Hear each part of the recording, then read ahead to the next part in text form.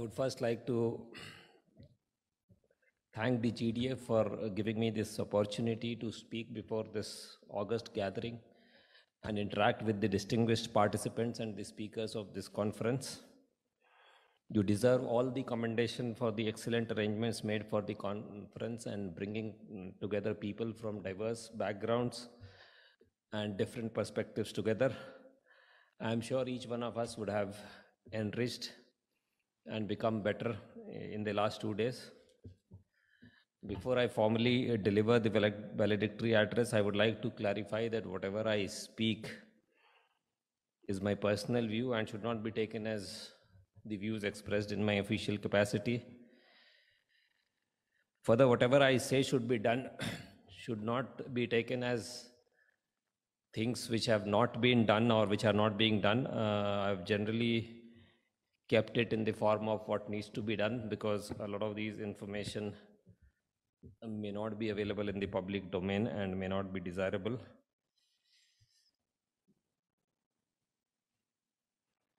Most of the points which I'll be talking of is at some level of implementation, is what I can tell you. I'll confine myself to the topic defending and protecting India in the cyberspace in the context of cyber wars. A lot has been told on the various aspects of it by all the speakers in the last 2 days, and most of it would be a repetition.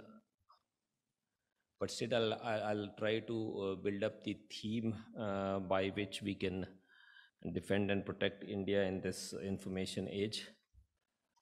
I would begin by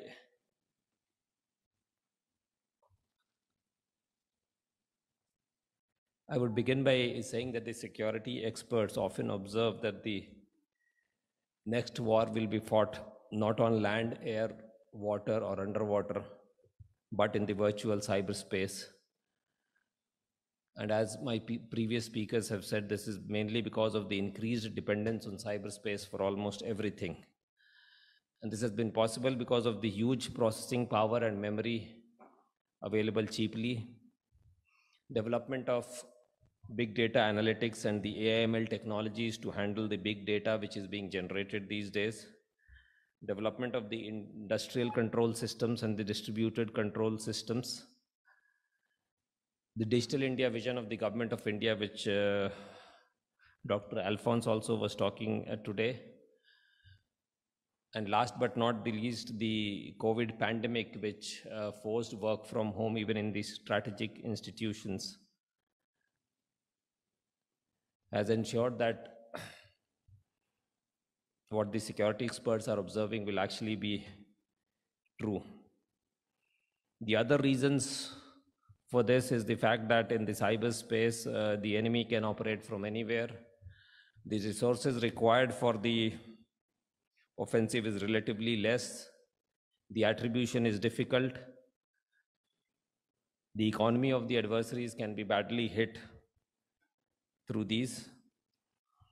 And last but not the least, this can be used to promote their own companies and products in a subtle way. So cybersecurity is going to be the lifeline of national security. Chinese President Xi Jinping at a meeting in early 2014 only said that internet security and informatization is a major strategic issue concerning a country's security and development, as well as people's life and work. So conventional wars without any cyber component in it is totally unlikely. So given this scenario, I would begin by first trying to elaborate what we need to defend. So defending India in the cyber wars definitely is not about defending the physical territory, but it's definitely about defending all the critical information infrastructure of the country, the Indian economy, the interests of the Indian companies, the sensitive data, the R&D efforts, the intellectual property rights of our countrymen, prevent loss of life due to cyber terrorist attacks, and above all, to prevent the reputation of the country and the sovereignty of India. In the cyber terrorist attack category will be things like hijacking the traffic control systems of the airways, the railways, the metros, the smart cities, or the manipulation of the nuclear installations of the country, or the distributed control systems overseeing the critical functions in any industry, like the operation of the boilers, or it could be the manipulation of the O2 control flow to critical patients in a hospital and the like.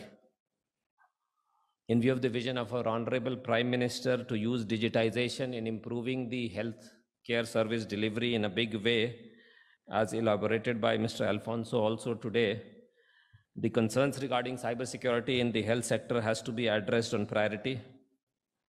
In the recent years, there have been many instances of adversaries stealing the R&D related work, the IPR, etc., exploiting the vulnerabilities in the IT infrastructure, apart from the prevalent espionage of the important government, defense, and strategic establishments. So this is again an area which we need to focus upon. A particular company or its products are targeted to promote its rivals. So such efforts need to be thwarted if Indian companies are being targeted. So I'm considering all the above as part of the cyber war or preparation for it, a little bit extending what Mr. Alok Sinha yesterday described as cyber wars. So I've split my address in 3 parts. I'll first talk about the framework for CI protection in this country. Then I'll briefly touch upon what NCIIPC is and what does it do. And then I'll cover broadly the strategies, the policy and the legal frameworks, the governance issues, and the initiatives concerning protecting and defending India. As far as the CI protection framework is concerned, NCIIPC, that is the National Critical Information Infrastructure Protection Country, is mandated to be the national nodal body for protection of all critical infrastructure in the country, except those in the defense sector. For protecting the establishments in the defense sector, we have the Defense Cyber Agency. Of course, we work in close coordination with each other. NCIIPC has been created under Section 70A of the IT Act, so it is a statutory body. And we basically deliver situational awareness, alerts and advisories, all advice regarding vulnerability reduction. Then we review the cybersecurity posture of all these, and all these things are in the context of the CII protection. We review the cybersecurity posture, the information security management system, the cyber crisis management plan, the service level agreements which they have with their service providers, the audit reports, VAPT reports, and deliver advice to improve upon them, improve their network architecture. We have instituted a reliable vulnerability disclosure program where a lot of professionals throughout this country, they keep searching the vulnerabilities in the critical information infrastructure and pass on the information. A lot of important vulnerabilities have come up and been able to be patched because of this program. We also help in incident response in case there is some cyber incident affecting the critical information infrastructure or a protected system. We are mandated to develop standards, develop audit methodologies, develop certification schemes, help in capacity building, and also promote R&D activities in the cybersecurity domain. One of our most important activities is the active threat monitoring in the Indian cyberspace, and this is what we are doing through our National Cyber Analytics Center. For this, we get data from a lot of sources. One of the most important sources is the net flow data. Then we have the incident response data, which the CIA organization send it to us, and a lot of incident reports data come to CERTIN, which is also shared with us. Then we have the threat intelligence fields. We have data from a lot of sensors. We have data from logs of various devices, especially the perimeter devices of all the critical sector organizations. And we run analytics to generate the real threat picture in the Indian cyberspace, and we provide situational awareness to the entities which need it.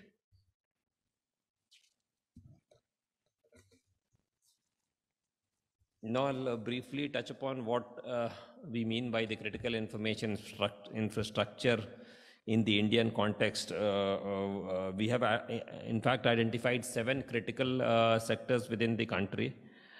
These are the banking, financial, and the services and the insurance sector, the telecom sector, the power and energy sector, the strategic and public enterprises sector, the government sector, the transport, and the health sector. If need be, and if we feel that there are other sectors which have ICTs which are critical because of a certain reason or because of a certain geopolitical scenario, then we do add it. The exercise of identification of the CIIs within a particular sector is based on joint consultation between the concerned organization, their regulators, the concerned ministries, and the NCIIPC. And the identification is basically based on the threat, the impact assessment. What happens if this particular CII goes down? What is the kind of impact which it will have? And if it can have an impact on our national security, the national economy, the public health or public safety. If one of these 4 pillars are affected because of the debilitation of this particular critical information infrastructure, this information infrastructure, then it is designated as a critical information infrastructure, and we recommend to the appropriate government for its notification as the protected system. The government notifies the CII to be a protected system under Section 71 of the IT Act. And if an infrastructure is notified as a protected system, then the penal provisions in the IT Act says that any unauthorized intrusion to this protected system mean a penalty of 10 years of imprisonment. The good thing about it is that you have to just prove unauthorized intrusion. You don't have to actually prove any exfiltration and things like that for this punishment to be met out. So of course it's a good deterrent, especially if it is being done by organized criminals and things like that. Of course, how the state actors has to be dealt with, that I'll be talking about subsequently. We also do an exercise of preparing the criticality matrix for the various critical information infrastructure, and that is basically done to be able to prioritize the resource allocation to various critical information infrastructure for their protection. And it's actually a dynamic matrix in the sense that it may change during a war or a pandemic-like situation. The other important thing which should be kept in mind is that a lot of these infrastructure are in the private domain. Whether it is in the banking sector, we have the big banks like ICICI and the HDFC. In the power sector, we have the Tata Power. In the Reliance Industries, in the energy sector, a lot of entities in the transport sector and the health sector. So in this age of liberalization, many of the important CIAs and PSAs are in the private sector only, and this needs to be kept in mind when we are trying to defend India in the cyberspace wars. Now I'll briefly touch upon the strategies which I think we need to follow to be able to protect and defend India in this age of cyber wars. The first and foremost is to have a very proactive approach to improving cyber security. And I think we should work on the risk-based approach, which was talked by the speaker from the Tata's Advanced Systems also yesterday. We need to adopt a risk-based approach where we proactively do a risk assessment of all the critical information infrastructure and the protected systems in a very professional way. And when we should work systematically towards its mitigation. And if the mitigation is not possible, we should be aware of the residual risks which we are living with. Then we should also proactively work to continually improve the cybersecurity posture of our critical information infrastructure and the protected systems. We need to improve their ISMSs, the CCMPs, the SLAs, Quality and periodic internal and external audits and their compliance needs to be institutionalized. In fact, we need to think beyond compliance in this risk-based approach. We need to adopt the security by design principle. We need to adopt the DevSecOps for software and application development and ensure implementation of the zero trust architecture. We are following this, especially while addressing the cybersecurity of the potential CIIs where the IT infrastructure is in the process of upgradation or is still in the process of development, where right now the manual systems are there, but it is in the process of automation, so that all these things are actually taken care of when they are being designed. In fact, we have done this while the softwares of the banking sector have been improved, and where SCADA systems are being put in place. Then we need to enforce the minimum cybersecurity standards and framework. Recently, the National Security Council Secretariat has come out with minimum baseline cybersecurity guidelines for the audit sector, for auditing. We are trying to prescribe the minimum controls to be applicable in the various sectors to ensure cybersecurity and resilience. We need to have standards for endpoint devices, networks, applications, and almost all, which needs to be followed by all these critical sector entities. We do need to have a national DNS so that we actually have a visibility of all the traffic, and we can give effect to the data localization policy, which is the need of the hour. The other thing which I think we need to do is the continuous tracking and studying of the APTs and the state-sponsored threat actors. Mr. Alok Sana yesterday deliberated upon the various APTs, their capabilities and all, so I would not be going into the details of that. I would stop by saying that we need to monitor their capabilities, we need to find out their TTPs early and ensure its early dissemination to the concerned organization so that mitigation measures can be taken time.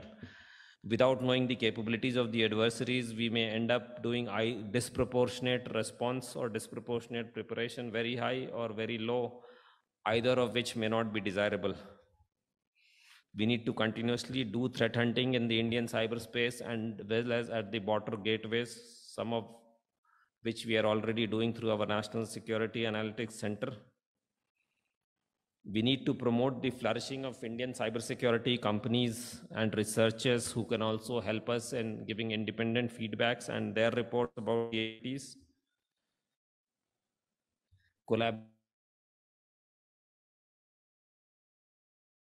Partners that can also help us in a great way in tracking the APTs, because the attack infrastructure noticed in the attacks by the APTs is mostly not from the adversary countries.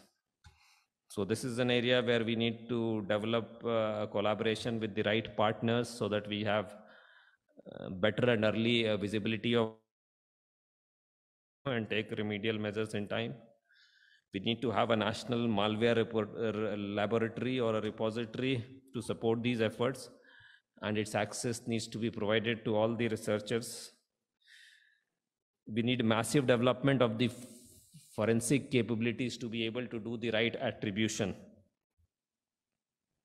because this again helps you at the diplomatic level in a big way, and in also developing the right kind of a partnership, the right kind of a collaboration and things like that. Now, offense is the best defense is a doctrine which I feel will again work very well in the cyberspace as well. So we need to develop all kinds of cyber deterrence capabilities, right from reconnaissance, data exfiltration, denial to complete disruption where required, so that the principle of proportionality can also be kept in mind while using our deterrence capabilities. I would stop at this as far as cyber deterrence is concerned. The other important thing which we need to do is to manage the supply chain ecosystem. We need to be constantly aware of the hardware, the software, the network devices, the OT technology, and all which are being used, especially in our critical sector entities. It should be carefully analyzed to find out our dependencies and to take measures in time so that we are not exploited by our adversaries, or we don't face problems in case of scenarios like the COVID pandemic and things like that. The existing rules for procurement in the critical sector may need to be tweaked to see that we are not dependent on just one OEM or one country, especially if it's an adversarial country. Further, we need to develop contingency plan for alternate sources, keeping the various crises in mind. COVID-19 is just one of them. The concept of procuring trusted products from trusted sources only in the critical center entities needs to be implemented. The initiative of trusted products from trusted vendors, that is being implemented in the telecom sector. The national directive was issued in this respect around 6 months back. It is also being formulated to be started in the power sector in the coming days. Now, my recommendation would be that the trusted sources should be based on whether they follow the international standards for ensuring cybersecurity in their products or not. The following of these processes should be concerned through independent, credible auditors. This will definitely improve the resilience of our critical sector entities.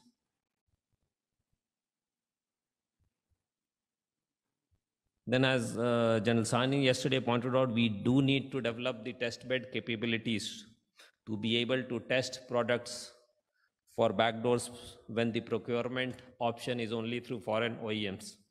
Apart from the fact that they are from trusted sources, if we can develop these capabilities, we'll be more sure about the fact that we are not vulnerable. Now, coming to some of the policy interventions required to help us protect and defend India, I think making it mandatory to spend a certain part of the budget, say 10%, 20%, 30%, depending upon the criticality of the sectors, for improving cybersecurity every year would go a long way in improving cybersecurity posture of the critical sector entities. L1 based procurement should be done away with where required. We should take policy initiatives to promote tie-up between R&D institutions, academy, and industry to promote indigenous research in cybersecurity. We also need to have policies to promote Indian cybersecurity industry. In particular, we need to encash on the initiatives of the Government of India to fund R&D projects in cybersecurity in a big way and to promote startups in this field. In particular, we need to promote public-private partnership, because the most important ICT infrastructures is in the private domain, and the private sector entities have the best visibility of the threat actors and the actual threats. So we need to have the right framework to partnership with the private sector to be able to defend the country in the time of wars, or even to defend from low intensity wars in the cyberspace. The next important thing is to focus on capacity building in a big way. And when I talk about capacity building, I am talking about building our human resource capability, improving our technological capabilities, and also developing the Indian companies working in the cyberspace in all the advanced technologies. We need to develop centers of excellence and study to produce the most skilled cybersecurity professionals. We need highly skilled cybersecurity analysts, the VAPT experts, the network experts, and so on and so forth. In fact, a recent study showed that a lot of Indian companies are spending heavily on buying cybersecurity products like socks, etc., from foreign OEMs, and there is very little expenditure on having the best human resources to man these products, because of which the utility of these products have been very poor. In fact, NCIIPC personally has seen numerous cases where the most costly equipments like DNS servers, UTMs, etc., purchased have not been used to their fullest potential just because they were not configured properly. Even the desired logs were not being stored, because of which the root cause analysis of the incident could not be done the way it should have been done. So this is just an example to emphasize the importance of investing more in having the right skilled manpower. Of course, we need to have indigenous technology development in the areas like CM, SOAR, big data analytics, AI, and so on. We need to ensure that we have more Indian product development companies and not just software service companies. We need to have the right atmosphere to be able to do that. We need to develop our forensic capability in a big way, because only by doing that we'll be able to develop our capability to do the right kind of an attribution. India is known as the software hub in the world, and we must leverage this opportunity to build good cybersecurity products in the days to come. Now, coming to some of the governance issues, I think the regulators also need to take up responsibility for proactively ensuring cybersecurity. Recently, the Central Electricity Authority has come up with guidelines for cybersecurity in the power sectors, which is going to be very helpful in improving the cybersecurity of the power sector entities. This is to be followed with the much needed formal rules in this regard. We need to have better coordination and synergy between various agencies and the regulators working with for cybersecurity. I'm also an advocate of having a federal cybercrime investigating agency. We need to see that we have a designated federal cybercrime investigating agency, and all important cases of cyber attacks which have interstate ramifications or which have international tentacles has to be investigated by this federal agency. And this agency needs to work closely with other national nodal bodies like the NCIIPC, CERTIN, and I4C to bring about the best possible synergy in identifying, attributing, and prosecuting the attackers, especially the organized groups, the APTs, and the state-sponsored actors. A lot of people have already talked about, but still at the cost of repetition, I would say that we need better international treaties and legal framework to protect the CIIs and ensuring the security of the cyberspace in this information age. The present instruments like the MLATs, the LRs are not at all suitable for identifying and bringing to book the offenders in the cyberspace. They are rather too slow and cumbersome. The only legally binding international instrument for cooperation these days for investigating and prosecuting cyber crimes is the Budapest Convention. And the two major players in the Indo-Pacific region, India and China, are not a signatory to it. So that being a case, I think there should be agreement among nations as to what constitutes cyber offenses. There should be an equal instrument for all nations, preferably under the UN, which can help in defining cyber crimes in a common way, help in real-time investigation of the cyber attacks, and help in the countries going all out for prosecution of the offenders in case of cyber attacks. Another thing which can help, I feel, is the declaration of a no first use of cyber exploits or weapons capability.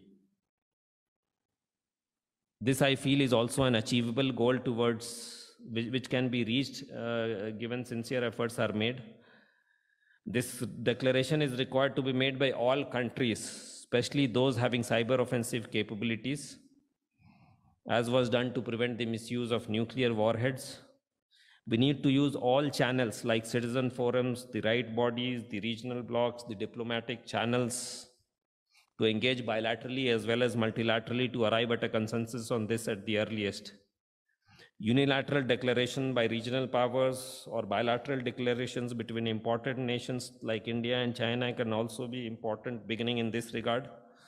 I see the Biden-Putin meeting in June 2021 as a precursor to this, where Biden is believed to have exchanged the list of 16 critical sectors of the US and asked Putin to ensure that they are not touched. And what we saw after the summit was that the R-Evil group, which was behind the colonial pipeline attack that suddenly went underground after this. In fact, the US authorities now have announced a reward of $10 million to anyone giving any information about any important person in the group. This again shows an indication that the war in the cyberspace has actually begun.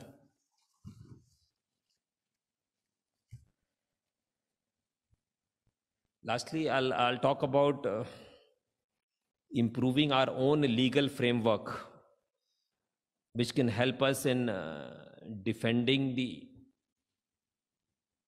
India in the cyberspace. We should think in terms of making a comprehensive cybersecurity act, which provides a legal framework for soliciting industry collaboration with respect to cybersecurity, especially from the OEMs engaged in critical sector organization. There has to be a legal obligation for companies OEMs selling products in India to report vulnerabilities to Indian law enforcement agencies. The researchers and citizens can also be thought to be mandated to report vulnerabilities to OEMs, the Indian law enforcement agencies, at least in the cases involving CIIs to begin with. All entities should have legal responsibility to notify breaches and cybersecurity incidents at the earliest to regulators, to NCIIPC, and to certain. Its proper analysis and reporting to law enforcement agencies be made mandatory in case it relates to an incident of cyber attack.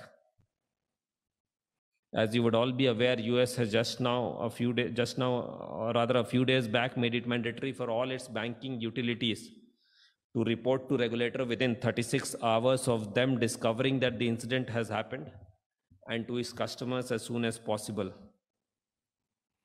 This law only should also mandate what I was talking about before, that is to follow the minimum baseline cybersecurity practices. Then our laws must also fix the responsibility of companies collecting data from our country to protect the same. Data localization has to be the norm for the companies to operate in India. These laws need to cater to the requirements of the law enforcement agency for getting the sought for information in real time.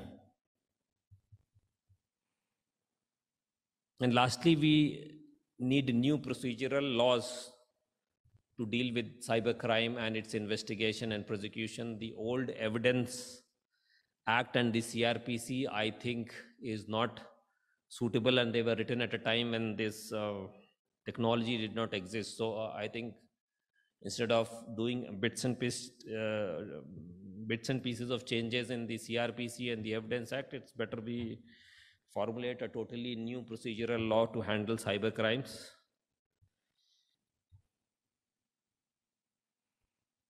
Attacks can change based on the international geopolitical situation. So we need to be aware of the geopolitical developments and maneuver it properly to suit our interests.